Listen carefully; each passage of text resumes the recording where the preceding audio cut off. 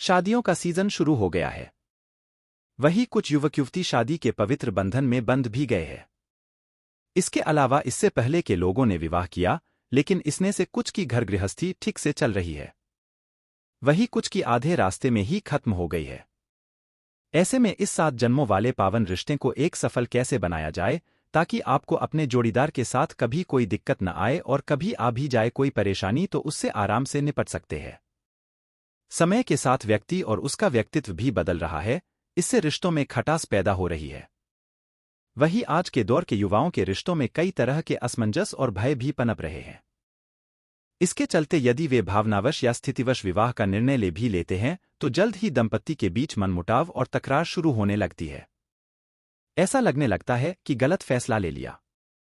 यही कारण है कि टूटते रिश्तों की संख्या प्रतिदिन बढ़ती जा रही है और विवाह नाम की एक बहुत महत्वपूर्ण संस्था के प्रति लोगों के मन में अनिश्चितता सी पनपने लगी है।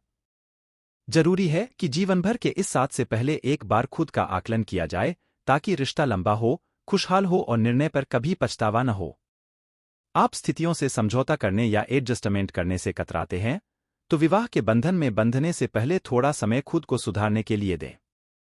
हालांकि अधिकांश मामलों में यह उम्मीद महिलाओं से की जाती है कि वे हर वातावरण से सामंजस्य बैठा लेंगी, लेकिन यह स्त्री पुरुष दोनों के लिए ही जरूरी है। लंबे समय में यह व्यवहार दिक्कत दे सकता है। कभी कभार किसी बात के लिए एडजस्टमेंट न कर पाना अलग बात है, लेकिन हमेशा साथ रहने पर यह आदत दिक्कत दे सकती है।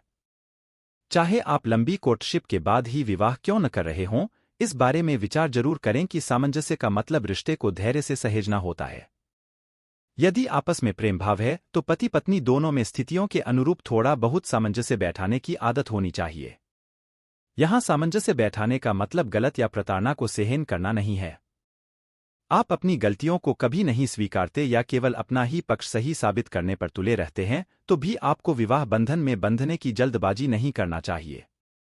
अगर अब तक आपका परिवार आपकी इस बात को सहन कर रहा है, तो जरूरी नहीं कि आने वाले समय में आपका जीवनसाथी भी ऐसा करे, बल्कि भावनात्मक रूप से यह उसके लिए सजा बन जाएगा।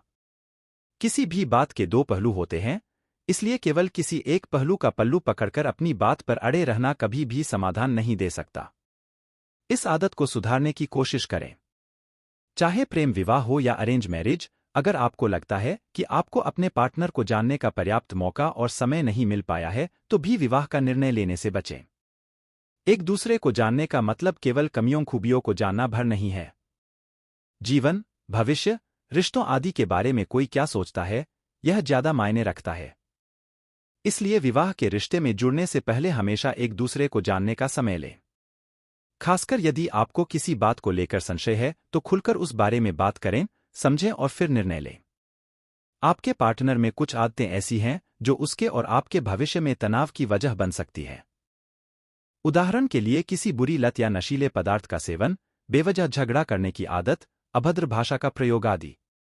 अगर आप ये सोचकर विवाह का निर्णय ले रहे हैं कि आप अपने पार्टनर की उन आदतों को बदल देंगे या शादी के बाद वे आदतें छूट जाएंगी, तो रुककर सोचिए। यह कोई गारंटी नहीं कि वे आदतें बदल ही जाएंगी। इसलिए इसके बारे में पहले खुलकर बात करें और सोचकर निर्णय लें। यही बात तब भी लागू होती है जब आप अपने होने वाले जीवनसाथी के पहनावे, खानपान आदि को शादी के बाद बदलने की सोच रखते हैं। देखने में ये भले ही सामान्य बातें लगें, लेकिन आगे जाकर बड़े मनमुटाव का कारण बन सकती हैं। शादी के बाद जाहिर है कि परिवार, समाज और स्वयं से जुड़ी प्राथमिकताएं और जिम्मेदारियां बदल जाती हैं।